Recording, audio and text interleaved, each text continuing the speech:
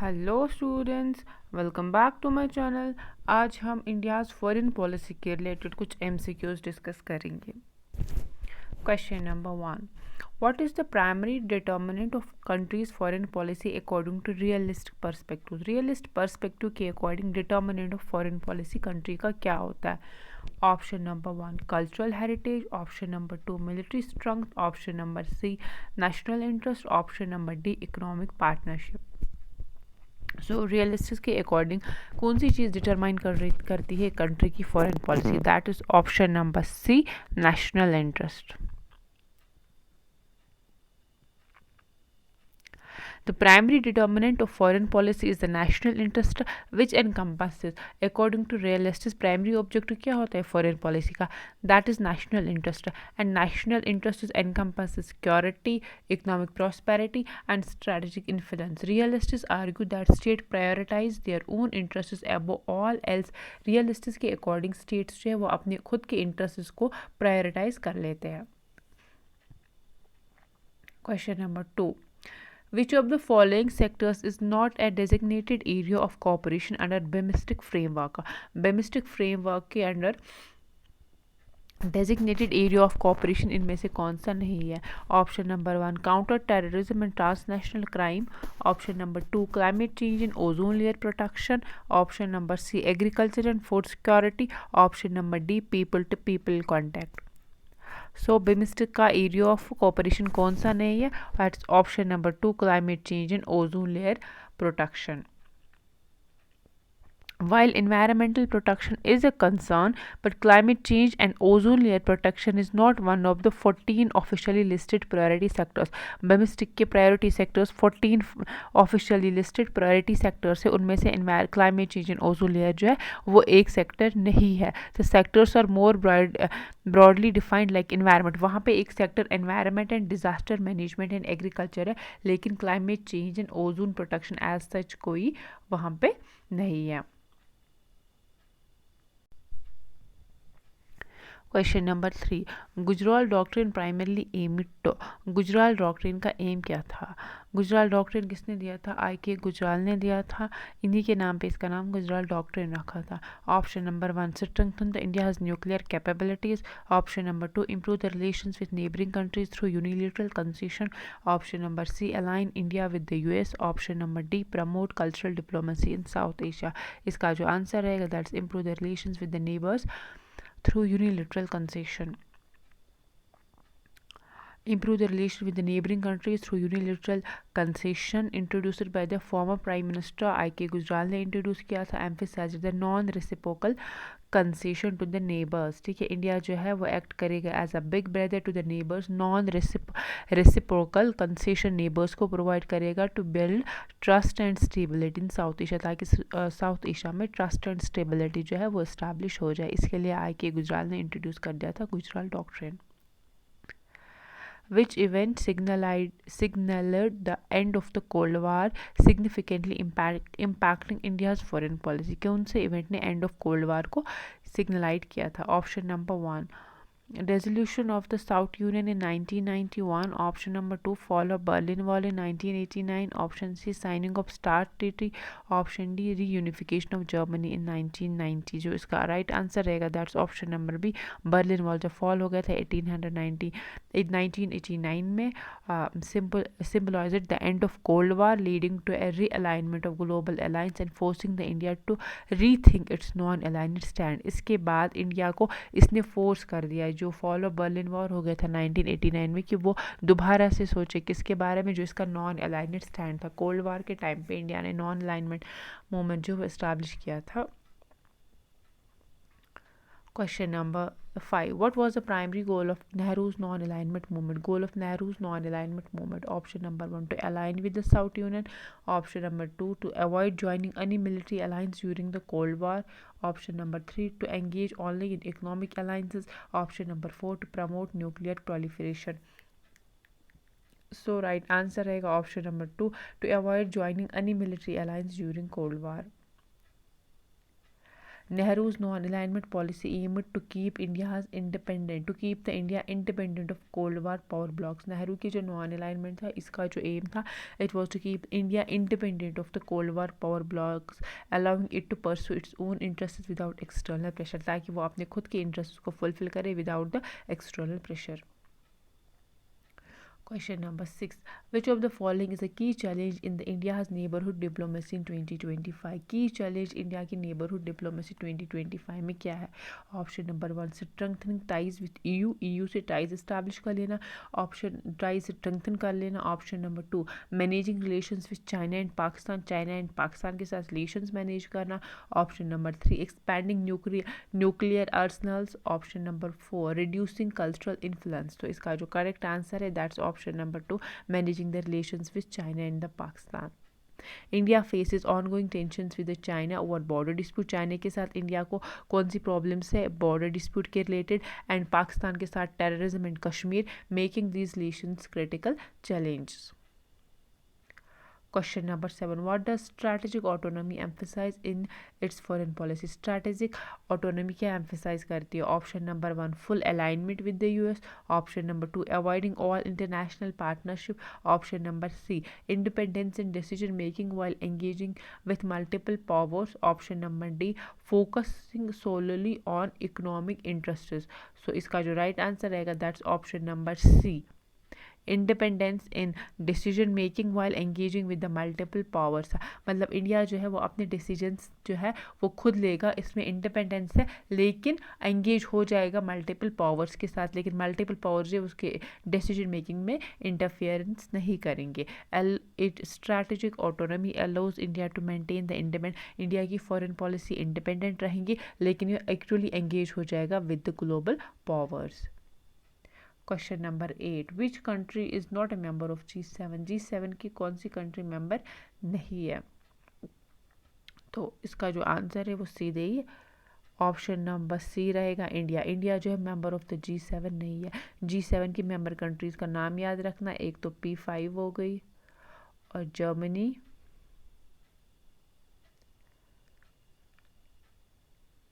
Japan,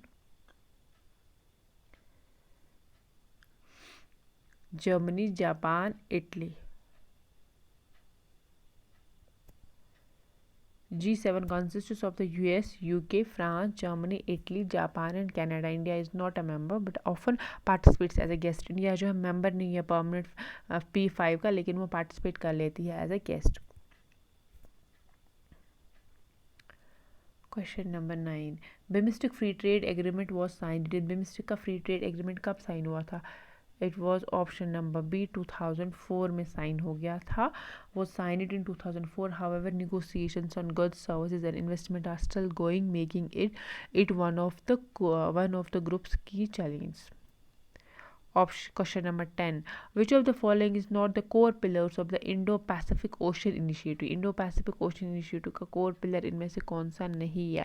Option number 1, maritime security. Option number 2, disaster risk reduction and management. Option number 3, military alliance formation. Option number 4, marine ecology. सो इसका जो core pillar कौन सा नहीं, military alliance formation के साथ deal नहीं करता है. कोर पिलर्स बाकी मिलिट्री सिक्योरिटी है, डिजास्टर रिडक्शन एंड मैनेजमेंट है, मैरीन इकोलॉजी भी है. इसके 7 पिलर्स है, but the military alliance formation इसमें से नहीं है. The initiative is designed to be the cooperative and initiative cooperative and inclusive, focusing on the areas like security, ecology, resource and connectivity. ठीक है, मिलिट्री अलायंस इसका ये जो है पिलर नहीं है. Question number 11. What was the primary cause of the strain in Indo-US relation according to recent analysis? Recent analysis में Indo-US की relations में strain क्या है, cause of strain क्या था? Option number 1, India's refusal to join the G7. Option number 2, US's preference for a short-term trade deals and discouraging manufacturing in India. Option number C, India's alignment with Russia. Option number 4, cultural differences. So इसका जो right answer रहेगा, that's option number B, US preferences for short term deals and discouraging manufacturing in India. इसकी वजह से India and US के relation में strain है. US focuses on transactional diplomacy and actions like discouraging the Apple from manufacturing in India have strained relations. Which SAARC Secretary General served from 1687 से लेकर 1989? Option number 1 Yadav Kant Silwal, option number 2 Nehal Rodrigues, option number 3 Abdul Ehsan, option number 4 शील can't Sharma. Right answer जो रहेगा that's Abdul Ehsan. Boxer rebellion in China occurred during. Boxer rebellion कब हुआ था? Option number 1 1910, option of 1910 to 1920, option 2 1900 to 1901, option 3 1931, option 4 1936. So boxer rebellion हुआ था 1900 से लेकर 1901 तक. India conducted its first nuclear test. India ने अपना फर्स्ट न्यूक्लियर टेस्ट कब किया था? ऑप्शन 1 1974, 1998, 1964, 1980. सो इंडिया ने अपना फर्स्ट न्यूक्लियर टेस्ट 1974 में किया था, पोखरान राजस्थान में किया था, जिसका नाम स्माइलिंग बुद्धा था. Which doctrine emphasized India's willingness to provide unilateral concession to neighbors? Option number 1 Modi doctrine, option 2 Gujral doctrine, unilateral concession. हमने अभी इसी के बारे में पढ़ा था. Option number 2 Gujral doctrine, option number 3 Nehru doctrine, option 4 Indira doctrine. So the right answer is Gujral doctrine. Question number 16. What is the primary focus of the India's digital diplomacy? Digital diplomacy का focus क्या था? Expanding nuclear capabilities, using technologies to build global partnership, promoting space exploration या enhancing military cyber security. So digital technology का aim जो था it was using the technology to build global partnership. Question number 17. Which of the following is the largest joint military exercise hosted by India in Indian Ocean Rim Association? Option number 1 Malabar, option 2 Milan, option 3 Simbex, option 4 IUS index. So इसका जो answer रहेगा that is मिलान. वो आपको याद रखना है. वो largest joint military exercise hosted by India into IOR, जिसमें कितने 50 कंट्रीज़ ने पार्टिसिपेशन कर दिया था. With the participation from over the 50 countries in 2020, 48 focuses on building the fraternal bonds and enhancing interoperability. आपको याद रखने मिलान एक्सरसाइज का नाम है. The term soft foreign policy refers to option 1 military strength, option 2 economic cohesion, option number C cultural influence and attractiveness, option number D nuclear deterrence. So answer is option number C cultural influence and attractiveness को हम लोग soft power कहते हैं foreign policy. India's energy security strategy includes option 1 sole reliance on coal, option 2 transition to low carbon energy and diversifying resources, option C focusing only on renewable energy, option number D avoiding international partnership. So answer जो है that's option number B transition to. एक तो India किस पे focus कर लेता है? Low carbon energy and diversifying sources. Shimla agreement was signed between India and which country? China, Pakistan, Bangladesh, Nepal. So India and Pakistan के बीच में हो गया था. कब हो गया था शिमला एग्रीमेंट? 1972 में हो गया था. Between India and Pakistan to resolve the Kashmir bilaterally. Question number 21. Which principle of foreign policy emphasizes settling the disputes through bilateral negotiation? Bilateral negotiation के through disputes को settle कर लेना. Option 1 multilateralism, option B Panchsheel, option C bilateralism, option D non-alignment. So इसका जो answer रहेगा that's option number B bilateralism. Multilateralism में बहुत सारे एक्टर्स इन्वॉल्व होंगे. पंचशील तो एक एग्रीमेंट इंडिया चाइना के बीच में हो गया था. नॉन अलाइनमेंट तो मूवमेंट था 1961 में स्टार्ट हुआ था. India's neighbourhood first policy focuses on. India का जो नेबरहुड फर्स्ट पॉलिसी किस पे फोकस करता था? Option 1 prioritizing relations with western countries के साथ रिलेशंस प्रायोरिटाइज कर लेना. Enhancing the ties with the South Asian countries, expanding the influence in Africa, या option D strengthening the military alliance. So answer रहेगा enhancing the ties with the South Asian countries, that is the neighbourhood policy. Tashkent agreement was signed after which conflict? Tashkent agreement कब हुआ था? 1966 में हुआ था। किस conflict के बाद हो गया था? ऑप्शन नंबर 1 इंडो पाक war of 1965, option 2 Indo China war of 1962, option 3 Bangladesh liberation war, option 4 Kargil war. So India Pakistan war of 1965, पहले वॉर होता था फिर उसके बाद पीस ट्रीटी होती थी। इंडो पाकिस्तान वॉर ऑफ 1965 के बाद ताशकंद एग्रीमेंट हो गया था 10 जनवरी 1966 में। किसने इंडिया के कौन सा प्राइम मिनिस्टर था जिसने साइन कर दिया था? It was Lal Bahadur Shastri.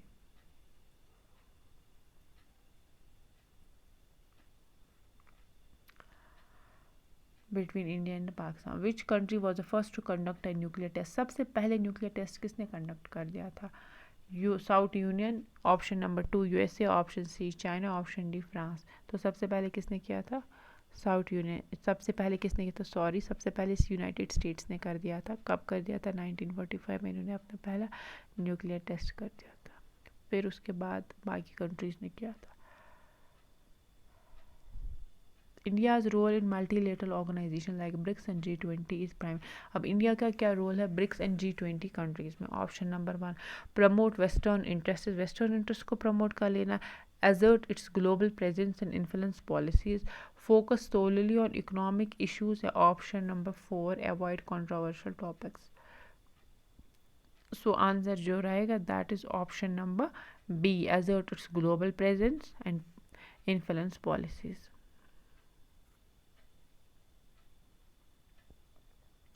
Strategic autonomy in India's foreign policy refers to option 1 complete isolation, option 4 alignment with multiple powers without entanglement, option number 4 dependence on regional alliances, option number 3 dependence on regional alliances, option number 4 focus on cultural diplomacy only. So answer जो रहेगा that's option number B, multiple powers के साथ engage हो जाना, alignment with the multiple powers. Which event marker the India's emergence as nuclear power? 1974 nuclear test, 1998 nuclear test, signing of NPT, joining the CTBT। India ने ना तो कभी NPT sign की ना तो कभी CTBT को ज्वाइन कर दिया था। इंडिया का फर्स्ट न्यूक्लियर टेस्ट तो नहीं, लेकिन इंडिया का जो सेकंड न्यूक्लियर टेस्ट है 1998 में जो न्यूक्लियर टेस्ट होगा था ये भी पोखरान में होगा था, जिसका नाम जो था वो आप मुझे कमेंट सेक्शन में बताएंगे। Primary objective of India's economic diplomacy is option number 1 focus only on the trade with China, strengthen trade relations worldwide, option C avoid western markets, option D prioritize cultural exchange। so इसका जो answer है that is strengthening the trade relations with worldwide, option number B। Which country invaded Manchuria in 1931? किस country ने Manchuria को invade कर दिया था 1931 में? Option 1 Russia, option 2 Japan, option C China, option D USA। So किसने किया था? जापान ने इन्वेड कर दिया था मंचूरिया 1931 में। India's humanitarian diplomacy includes option 1 providing disaster relief and aid, option 2 focusing only on domestic issues, option C military intervention, option 4 economic sanctions। So answer is providing the disaster relief and aid, option number 1। Primary challenge in the India's energy security, energy security में क्या challenge है India का? Option 1 over reliance on renewable energy, option 2 geopolitical risk in supply chain, option C lack of domestic resources, option number 4 limited technology. So the right answer is option number B geopolitical risk in supply chain. Which country is not a part of SAARC? Option number 1 Afghanistan, option B Myanmar, option C Bangladesh, option D Sri Lanka। So इसका जो answer रहेगा that's Myanmar. Myanmar इसका part नहीं है। फिर कौन से इसके पार्ट है आपको याद रखना है? MBBS pain PAIN, that is Maldives, Bangladesh, Bhutan, Sri Lanka, Pakistan, Afghanistan, India and Nepal।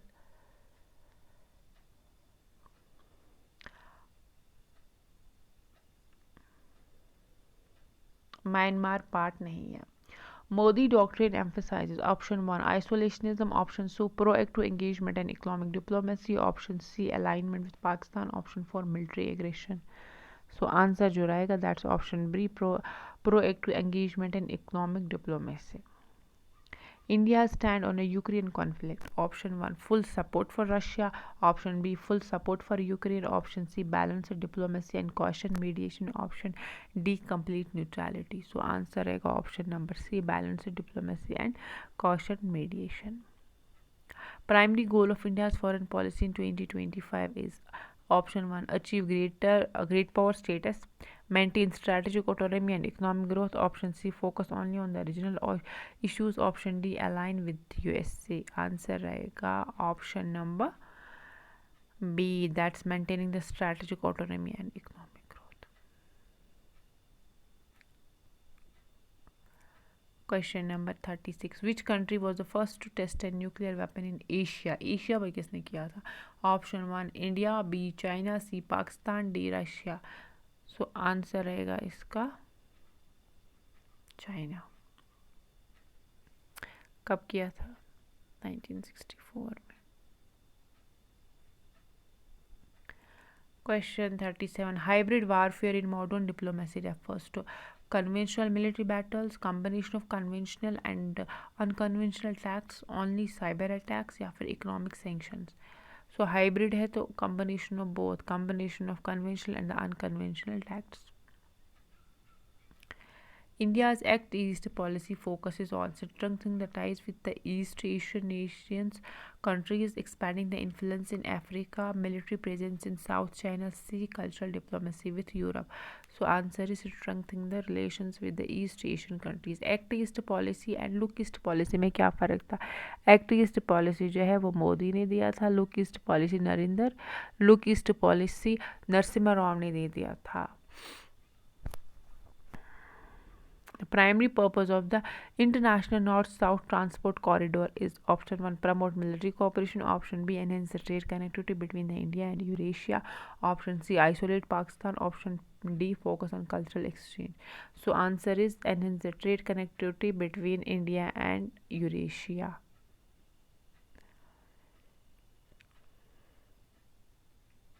Which country is the largest defense supplier? India's largest defense supplier. Option number 1 USA, option 2 Israel, option C Russia, option 4 France. So answer is Russia. Quad includes which country? Quad की countries का नाम बताना है. India, USA, Japan, Australia. Option number 2 India, China, Russia, Pakistan. Option number C India, USA, UK, France. Option number D India, Japan, Australia, Singapore. So answer रहेगा option number 1 India, US, Japan and Australia. The primary concern in the Middle East is India का primary concern Middle East में क्या है?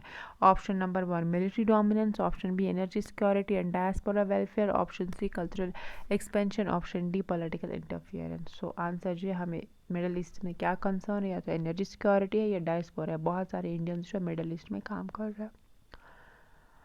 The term multi-alignment in the Indian foreign policy refers to aligning with multiple powers, focusing only on one bloc, avoiding all alliances या military aggression. Answer रहेगा multiple है तो aligning with the multiple powers simultaneously. India's primary objective in Africa. Africa में क्या objective है India का? Exploit natural resources. Option 2 enhance the trade and investment partnership. Option C military expansion. Option D cultural isolation. So answer रहेगा option number B trade and investment partnership. Question number 45. String of pearls theory is associated with which country's strategy? String of pearl किसके साथ associated है? India, China, USA and Pakistan. ये तो China कर रहा है, मतलब कि जो इंडिया का जो मैप है ऐसे से वो इसके आसपास यहाँ से हर जगह से ये जो है अपने पोर्ट्स बना रहा है, इंडिया को एक तरफ से चारों तरफ से घेर रहा है. That's string of pearl. India's primary challenge in relation with China is cultural difference, border dispute, option C economic dependence या option D cultural religious conflict. So China के साथ क्या conflict है? Border dispute and the strategic competition. Recent dialogue is bilateral talk with Pakistan, India's premier conference on geopolitics, a cultural festival या military exercise. ये एक conference on geopolitics है जो कि न्यू दिल्ली में होती है. India stand on climate change focuses on avoiding international commitments. Option B common but differentiated responsibility, prioritizing economic growth और environment. Option D following US policy. तो आंसर जो that's common but differentiated responsibilities. Primary goal of India's Sagar initiative is option 1 military dominance in Indian Ocean, option 2 promoting security and growth of oil in Indian Ocean, option C isolating China, option D economic sanctions. So इसका जो objective रहेगा that's option number B promoting the security. सागर का full form है promoting the security and growth for all in the Indian Ocean to enhance the cooperation and stability in Indian Ocean. Question number 50. India's foreign policy in 2025 is shaped by only historical legacy, option 2 current geopolitical dynamics and economic interest, option C isolationist tendencies, option C dependence on western power. So answer रहेगा current geopolitical dynamics and economic interests. Guys ये थे आज हमारे foreign policy के 50 questions. Video पसंद आया हो like कीजिए, चैनल को सब्सक्राइब कीजिए. Thank you.